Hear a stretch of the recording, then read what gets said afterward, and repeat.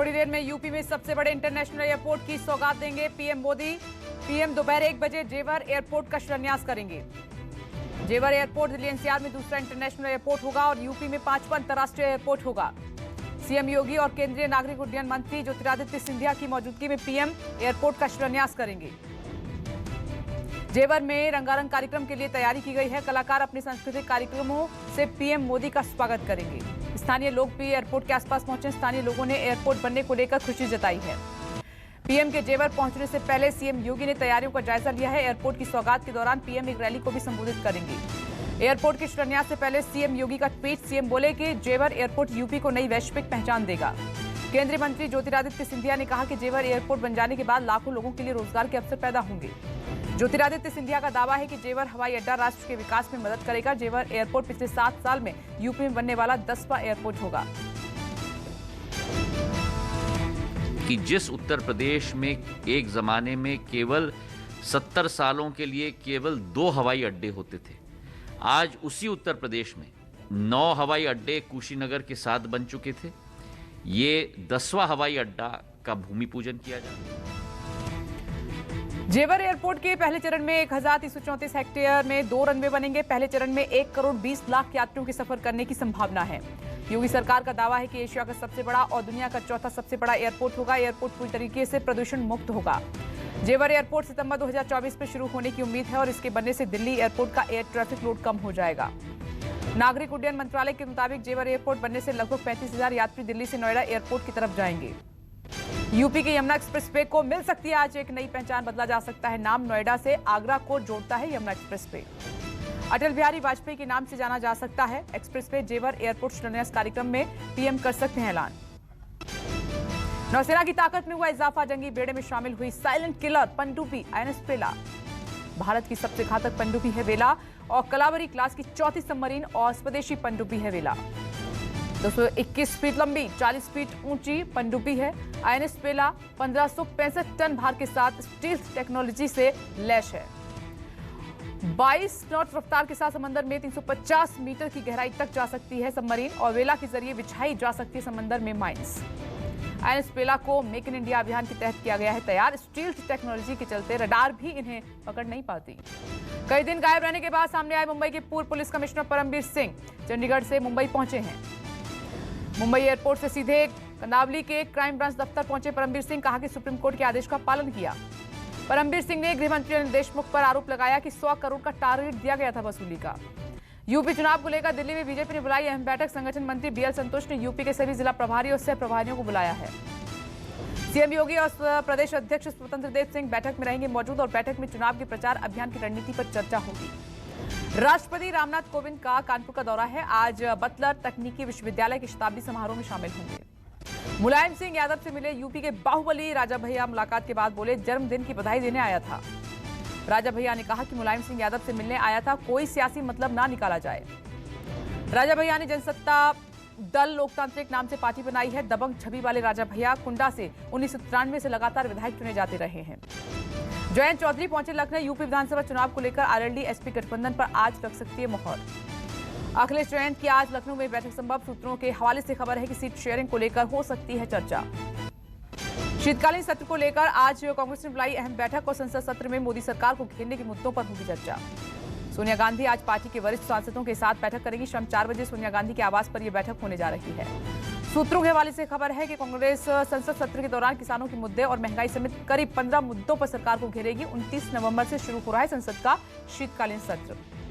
बैठक में कांग्रेस के बड़े नेता होंगे शामिल। ज्यादा से ज्यादा मुद्दों को सत्र में उठाने पर हो सकती है बातचीत। आज SP BSP के गढ़ जौनपुर में गरजेंगे AIMIM chief Asaduddin Owaisi. UP सरकार पर साधेंगे निशाना। ओवैसी जौनपुर के गुरैनी में जनसभा को संबोधित करेंगे। ओवैसी का ये दौरा चुनाव के लिहाज से बेहद अहम। ओवैसी के इस जनसभा में महाराष्ट्र के सांसद इम्तियाज जलील और राष्ट्रीय प्रवक्ता वारिस पठार और बाहुबली अतीक अहमद की बीवी शाइस्ता परवीन भी होंगी शामिल। रैली को लेकर जोश में AIMIM समर्थक। यूपी में चुनाव को लेकर बूथ स्तर पर बीजेपी की तैयारियां तेज हो गई हैं। सीतापुर में आज रक्षा मंत्री राजनाथ सिंह बूथ अध्यक्षों के सम्मेलन को संबोधित करेंगे। रक्षा मंत्री करीब 40,000 बूथ अध्यक्षों को करेंगे संबोधित और बूथ जीतो चुनाव जीतो का देंगे मंत्र। कार्यक्रम में रक्षा मंत्री राजनाथ सिंह के अलावा डिप्टी सीएम दिनेश शर्मा, केंद्रीय गृह राज्य मंत्री अजय कुमार मिश्रा भी शामिल होंगे। मेघालय में भी टीएमसी ने दिया कांग्रेस को झटका। सूत्रों के मुताबिक टीएमसी में शामिल हुए मेघालय कांग्रेस के 17 में से 12 विधायक। टीएमसी में शामिल होने वालों में राज्य के पूर्व सीएम मुकुल संगमा भी शामिल है। शिलोंग में प्रेस कॉन्फ्रेंस कर सकते हैं मुकुल संगमा। मेघालय में टीएमसी बिना चुनाव लड़े मुख्य विपक्षी पार्टी बन गई है। कांग्रेस के 2/3 से ज्यादा विधायकों के पाला बदलने से नहीं लागू होगा दल बदल कानून। मेघालय कांग्रेस के प्रमुख की नियुक्ति से नाराज थे संगमा और सूत्रों से खबर सितंबर में टीएमसी नेता अभिषेक बनर्जी से मिले थे संगमा। कांग्रेस के कुछ नेताओं के टीएमसी में शामिल होने को बताया नाटक और कांग्रेस नेता वेणुगोपाल ने कहा कि कांग्रेस को कोई खत्म नहीं कर पाएगा कभी भी। कांग्रेस के संगठन महासचिव केसी वेणुगोपाल का बयान कि देश की सबसे पुरानी पार्टी इस तरह के प्रयासों से कमजोर नहीं होगी। वेणुगोपाल ने कहा कि पहले भी हुई कांग्रेस को कमजोर करने की कोशिश, लेकिन कोई सफल नहीं हुआ। दिल्ली में आज भी बेहद खराब प्रदूषण की श्रेणी में पहुंची है दिल्ली, और दिल्ली में आज AQI 300 के पार है। दिल्ली के जहांगीरपुरी में AQI सबसे अधिक दर्ज किया गया। जहांगीरपुरी में AQI 460 है, तो वहीं विवेक विहार में AQI 450 के पार है। दिल्ली सरकार ने बंद चल रहे स्कूल कॉलेजों को फिर से खोलने का फैसला लिया है। सरकारी दफ्तरों का वर्क फ्रॉम होम भी किया जाएगा खत्म। मुंबई शक्ति मिल गैंगरेप मामले में बॉम्बे हाईकोर्ट ने तीनों दोषियों की फांसी की सजा पर रोक लगाई है। फांसी की सजा की जगह दोषियों को आजीवन कारावास दिया गया है। 2013 का है गैंगरेप का ये मामला। सेशन कोर्ट ने 3 दोषियों को मौत की सजा सुनाई थी, पर हाईकोर्ट ने फैसले को बदल दिया है। अमरोहा में अखिल भारतीय जाट आरक्षण संघर्ष समिति करेगी जाट आरक्षण आंदोलन की घोषणा। जाट आरक्षण संघर्ष समिति के राष्ट्रीय अध्यक्ष यशपाल मलिक प्रेस वार्ता कर बताएंगे आंदोलन की रणनीति। देश में कोरोना संक्रमण में कमी, 24 घंटे में सामने आए 9,119 नए मरीज, 396 संक्रमितों की मौत हुई। आंकड़ों के मुताबिक 24 घंटे में 10,000 से ज्यादा लोग कोरोना से ठीक हुए हैं। सक्रिय मरीजों का आंकड़ा 1,10,000 पर पहुंचा है। देश में अब तक 119 करोड़ वैक्सीन की डोज दी जा चुकी हैं और एक दिन में करीब 90 लाख टीके लगाए गए हैं। कोरोना के बढ़ते मामलों के बीच सख्त हुई गहलोत सरकार। स्वास्थ्य मंत्री प्रसादी मीणा ने कहा कि दोनों डोज नहीं ली तो होगा सख्त एक्शन। उत्तराखंड में 24 घंटे में 25 नए कोरोना संक्रमित आए हैं और कुल संक्रमितों की संख्या 180 के पार हुई। अमेरिका में 1 साल बाद कोरोना ने फिर बिगड़ा रहे हैं हालात। रोज आ रहे हैं 92,000 से ज्यादा मामले। बिहार के पटना के दीघा में बीजेपी नेता के कोका कोला एजेंसी पर पुलिस ने रेड मारी है। एजेंसी से शराब की बड़ी खेप पकड़ी है। छापेमारी के दौरान पुलिस ने एजेंसी से शराब की 17 बड़ी बोतलें बरामद की हैं। तस्करी के साथ जुड़े 7 लोगों को गिरफ्तार किया गया है। पुलिस की धरपकड़ के दौरान कई आरोपी फरार हो गए। भारी संख्या में मिले अंग्रेजी शराब की बोतलों को पुलिस ने जब्त कर लिया है। पटना के शेखपुरा में 4 बदमाशों ने बैंक के भीतर से एक युवक के थैले को काटकर 1 लाख रुपए लेकर फरार हो गए। वारदात सीसीटीवी कैमरे में कैद। बदमाशों ने थैले में ब्लेड मारकर निकाला पैसा। सीसीटीवी फुटेज के जरिए पुलिस बदमाशों को ढूंढ रही है। जहरीली गैस से दिल्ली के RK-पुरम में दहशत, आंखों में जलन और दम घुटने की शिकायत के बाद 5 लोग अस्पताल में भर्ती। जानकारी मिलते ही पुलिस फायर टेंडर के साथ मौके पर पहुंची और लेकिन तलाशी के दौरान पुलिस को मौके से कहीं से गैस लीकेज होती नहीं मिली। आंखों में खुजली की शिकायत के बाद लोगों को सफदरजंग अस्पताल में भर्ती कराया गया। पुलिस के मुताबिक जान की कोई हानि नहीं हुई है। गुंडा में सिरफिरे ने की 3 लोगों की हत्या। प्रेमिका और उसके माता पिता का किया मर्डर। हमले में लड़की की बहन घायल, इलाज जारी। ट्रिपल मर्डर से शहर में फैली सनसनी। DIG SP मौके पर पहुंचे। जांच में जुटी पुलिस। संदिग्ध अभियुक्त का नाम, पता व पहचान बताने वाले को 50,000 का इनाम। शराबबंदी को लेकर पटना में पुलिस का अभियान लगातार जारी। डॉग स्क्वाड का पुलिस कर रही है इस्तेमाल। पटना के पत्रकार नगर थाना क्षेत्र में विशेष रूप से प्रशिक्षित खोजी कुत्ते के जरिए तलाशी की जा रही है। पुलिस टीम की कई इलाकों में छापेमारी जारी है। नांदेड़ ड्रग्स फैक्ट्री भंडाफोड़ मामले में NCB को बड़ी कार्रवाई की है और मुंबई NCB ने मुख्य ड्रग्स सप्लायर सद्दाम अजमेर को मध्य प्रदेश से गिरफ्तार कर लिया है। गिरफ्तारी के बाद NCB की टीम नांदेड़ में तलाशी की सुराग। मध्य प्रदेश में कई ठिकानों पर छापेमारी। पटना के नौबतपुर थाना क्षेत्र में मिले शव की पहचान हुई है। डेंटिस्ट की पत्नी की गोली मारकर हत्या कर दी गई थी। डॉक्टर विश्वजीत चतुर्वेदी की पत्नी रिमझिम की मंगलवार शाम वो घर से निकली थी और बुधवार सुबह पुनपुन बांध शेखपुरा के पास उनका शव मिला था। बुलंदशहर में ब्लॉक प्रमुख के बेटे का लाइव मर्डर कैमरे में कैद हुआ है। चुनावी रंजिश में दबंगों ने 2 बेटों और देवर को मारी गोली। लाइसेंसी राइफल से सरेआम मारी गई गोली। वीडियो में सरेआम गोलियां दागता दिखाई दे रहा है हत्यारोपी, और 2 लोगों को गंभीर रूप से घायल भी कर दिया। कानपुर में खेला जा रहा है भारत न्यूजीलैंड का पहला टेस्ट मैच। स्टेडियम में सैकड़ों की संख्या में पहुंचे लोग। टीम इंडिया टॉस जीतकर बल्लेबाजी करने मैदान में उतरी और सस्ते में निपटे Mayank Agarwal. Bharat New Zealand test match में कप्तान विराट कोहली की गैर मौजूदगी में अजिंक्य रहाणे कर रहे हैं कप्तानी। मुंबई में फिल्म अतरंगी रे के ट्रेलर प्रीव्यू में पहुंचे निर्देशक आनंद राय और सारा अली खान।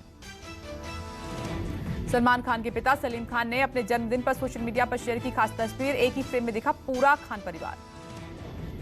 बिग बॉस 15 में राखी सावंत की होगी वाइल्ड कार्ड एंट्री, बदलेगा शो का खेल। कपिल शर्मा के शो पर चित्रांगदा सिंह ने किया भरतनाट्यम और प्रोमो वीडियो में दिखी कलाकारों की मस्ती।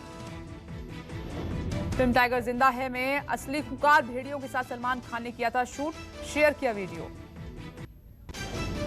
फ्रांस से इंग्लैंड जाने वाली नाव इंग्लिश चैनल को पार करने के दौरान डूबी। हादसे में 31 से अधिक प्रवासियों की मौत हो गई है। अंटार्कटिका में पहली बार उतरा एयर बस और रचा इतिहास। 300 फीट लंबे रनवे पर हुआ लैंड। विमान में 290 यात्रियों की क्षमता है। स्वीडन की पहली महिला पीएम बनी मैग्डलेना एंडरसन, मात्र एक वोट से जीत हासिल की। 9 से 10 दिसंबर को अमेरिका में होगी डेमोक्रेसी समिट और समिट में चीन और रूस की एंट्री नहीं, भारत समेत 110 देश हुए शामिल। अमेरिका में स्कूल खुलते ही बच्चे बने कोरोना संक्रमण के शिकार। 7 दिन में 1.41 लाख संक्रमित पाए गए बच्चे। रिजर्व बैंक ने मलकापुर अर्बन बैंक के ऑपरेटिव पर लगाई है पाबंदियां। 10,000 से ज्यादा रुपए नहीं निकाल पाएंगे। कर्नाटक और आंध्र प्रदेश में पुरानी गाड़ी रखना हुआ महंगा। ग्रीन टैक्स के तहत 20 साल पुराने वाहन रखने पर 10,000 का ग्रीन टैक्स देना होगा। भारतीय रेलवे के ने घटाया प्लेटफॉर्म पर टिकट का दाम। 50 रुपए की जगह अब 10 रुपए देने होंगे और रेलवे के ट्वीट ने जानकारी दी है। पार्ले जी बिस्किट हुआ महंगा। कंपनी ने कहा कि कीमतों में 5 से 10% की बढ़ोतरी देखी जाएगी। फोन बनाने वाली कंपनी ओप्पो 2024 तक लाएगी इलेक्ट्रिक कार।